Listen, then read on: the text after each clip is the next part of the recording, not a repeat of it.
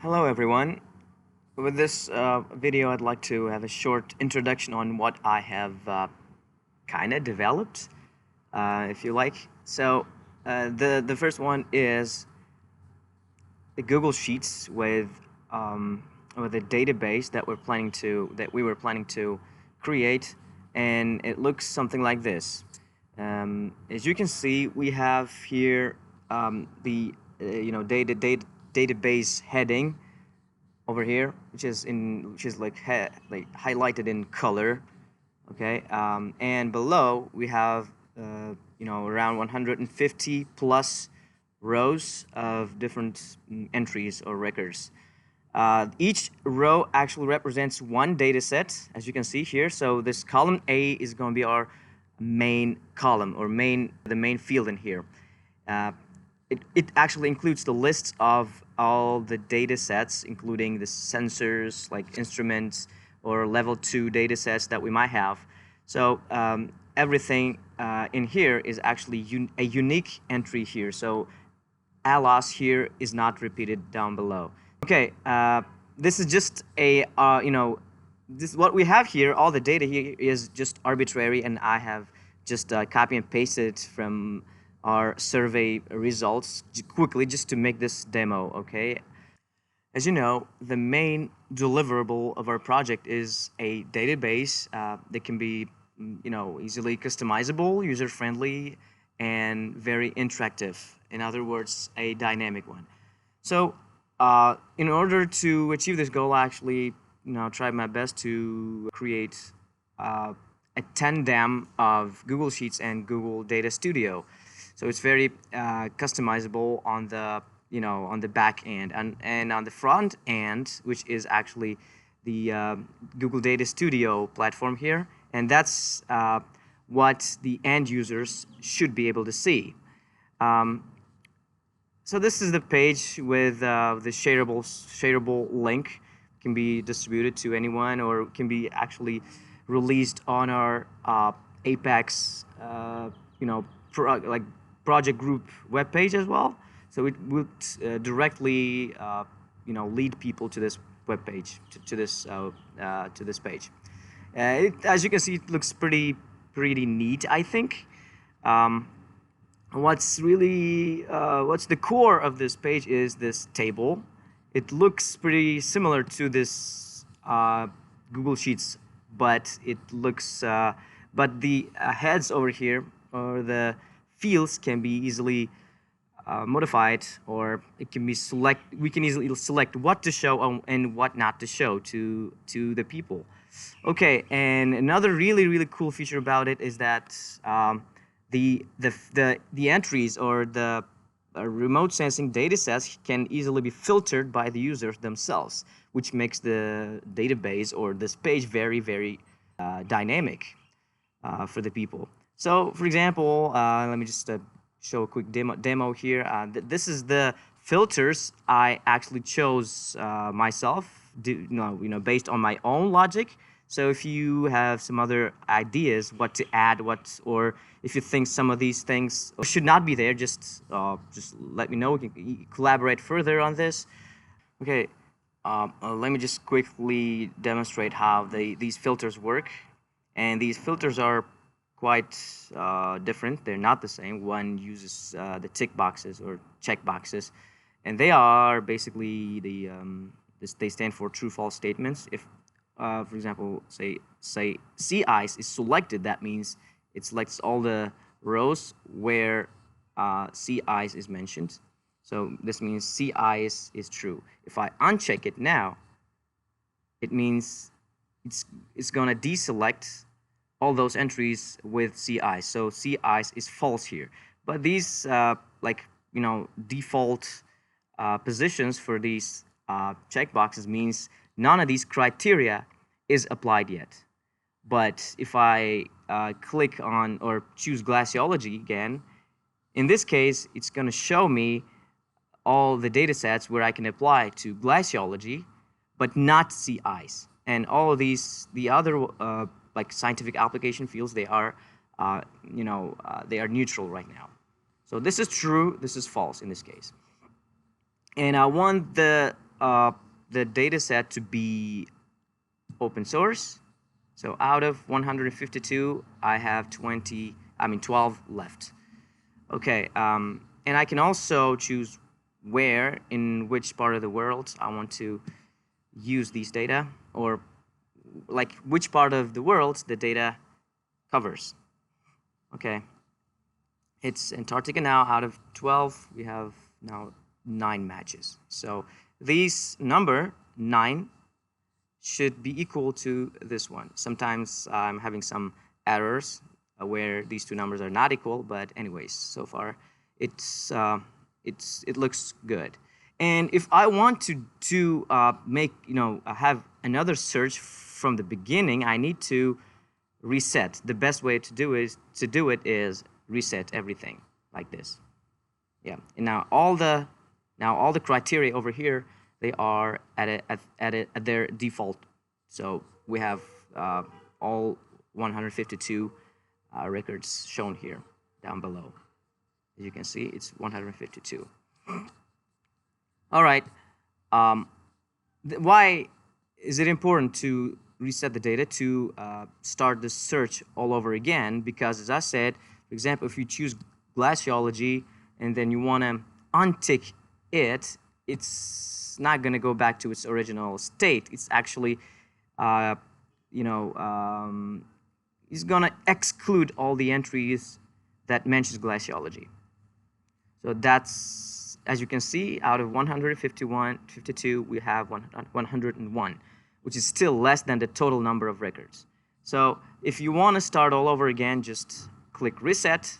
All the criteria here, all the filter fields are back to their original conditions. Okay. Here it is, the database interface for our users. And these fields can be changed. I just included only those that I think could be most important for our users. And again, the last column here are just links to those data sets. And again, as I said, these are just arbitrary.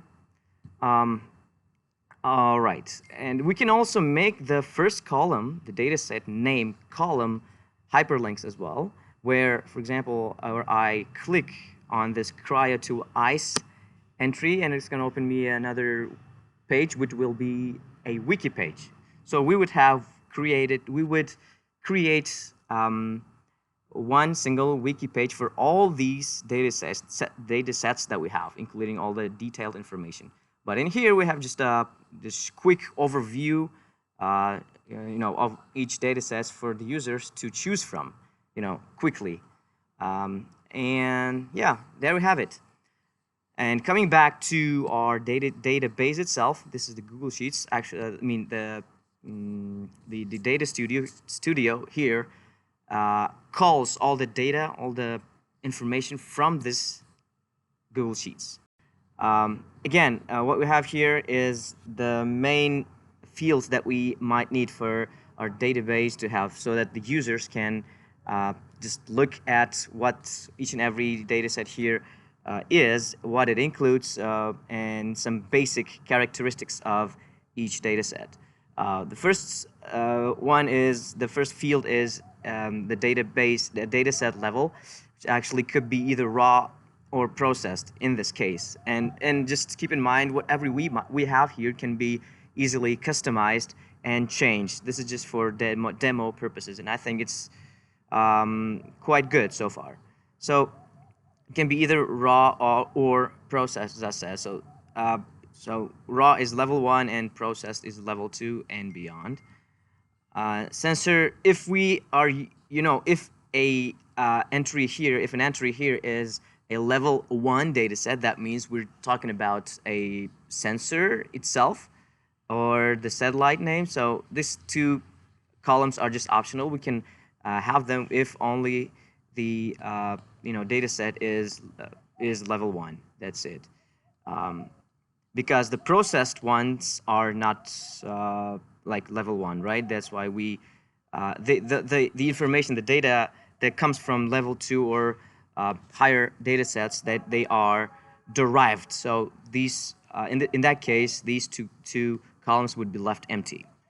And column E is the instrument type or signal type. So those signal types can also be included in level 2 or 3 data sets as well. So it could be either optical, a scatterometer, etc. That means actually I specifically included signal or instrument or sensor here because scatterometer in this case or altimeter, they are instruments or sensors, right? And optical or microwave, and these kind of things are basically the types of signals. That's why I just put / between these words here. The next column is data access platform. This is basically the website for or a link to each of these data sets here, if available, of course. And as you can see, I just copy and pasted it so that we can have a demo of what users can see in the end, and whether the data is publicly open or not, and so on. Just note that these 4 columns over here, they are of different color rather than this dark color over here. That means that this column actually gets its data insight from other cells here. So out of these 4 fields here, processing software and parameters sought, they kind of captures their data from the other 2 tabs that we have within Google Sheets down below. If you can see, we have software and parameters tab down below. So you can ignore this how-to tab for now. Just hide it for convenience. Again, software and parameters tabs down below. And the first tab is our main database that we work with. Okay, again, software or the different software packages or applications that are used by researchers to analyze each and every data set here is summarized here. What we can do is just go there to, for example, if we are talking about, say, Aqua data set, and we need to go to the software tab and find that Aqua dataset number 13, row number 13, and we just tick the applications or software packages that we can use to analyze that data set. Okay, so currently we have, I've just like arbitrarily selected 8, even more, I think, software packages, and that is why right here this cell shows me, if I just expand it a little bit, all these applications, data analysis applications separated by comma. Yeah, and as I said, here there's just a formula that actually does that for us. And the parameters column over here also gets its data from the parameters tab down below. It's the way it works is the same for as it goes for processing software column. So nothing different in here. It looks pretty much the same. Okay, and the reason why I created these 2 tabs is that the software packages and parameters that the users might be looking for are pretty lengthy. The number of these items could be quite large. Okay, the parameters they want to derive could be I don't know, more than 20 or more than 30 in total. Okay, all right, depending on what kind of fields those researchers are in. It could be like biology, cryosphere, etc. And software, again, it's another part of this database where we can see tons of software. Tons of applications we can use. That's why I created these 2 tabs in order to organize the data, easier a little bit. And unlike these 2 columns, parameters and software, we have 2 more columns, scientific application and regions covered, in this case, which also do the same thing, but their corresponding data is not located in a separate tab, but rather they're hiding under this plus sign. Just click on it, and the supplementary columns open just like this. And I hit minus once again, it will collapse. So it actually works the same way. Why I included them right here without a new tab is because I wanted to, because the list is not long, right? It's just the applications could be, I don't know, 7 or 8, while the regions covered is, in our case, pretty, the list is pretty straightforward. The Arctic, Antarctica, Himalayas, the third pole, or other regions. We can add 5 or 5th or 6th column if we wish so. So they work the same way as these software and parameters work, but their data is again hidden behind these plus signs. So they're kind of grouped together. So in other words, for example, this ALOS1, arbitrarily chosen one, actually can be used to derive surface elevation. What else? In this case, only surface elevation, right? And so on. And yeah, the database kind of looks like this. And these light colored headings, or fields, they cannot be edited directly. So if you want to edit it, just go like expand this their corresponding data over here, and then tick or untick whatever you want to choose or deselect. So again, if you just look at this cell, I'm gonna deselect everything, so no data, and then I start choosing the cells or the regions. Antarctica, the Arctic, so it automatically updates here. And when it comes to scientific application, it works the same way. So glaciology is the only one that's selected here. So I want to add, say, climate science. So it actually adds to the list. Okay, that's pretty much it. And that's the fields that I have kind of selected or created so far. We can add some more if we wish so. And again, I think one of the most important fields would be the period covered by that data set, right? Because the first question I might ask before starting my research is to find data set depending on the period it covers and the location it covers, right? So I already included the regions covered, and when it comes to the period, it's still empty. I could have added some arbitrary numbers like years, but I haven't done so yet. It's gonna be in the upcoming updates, hopefully. So guys, that's it from me so far. If you think that something needs to be added, changed, deleted, or whatever, just let me know. I can do the whatever that's in my hands, but further collaboration from you is needed, because this data should be filled because this so far means nothing, because it's just random data here, and with this system we already have. I think the next step would be to fill in this table with data, with the correct data, I would say.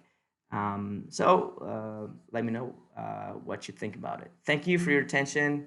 Have a good day, or night, or evening, morning.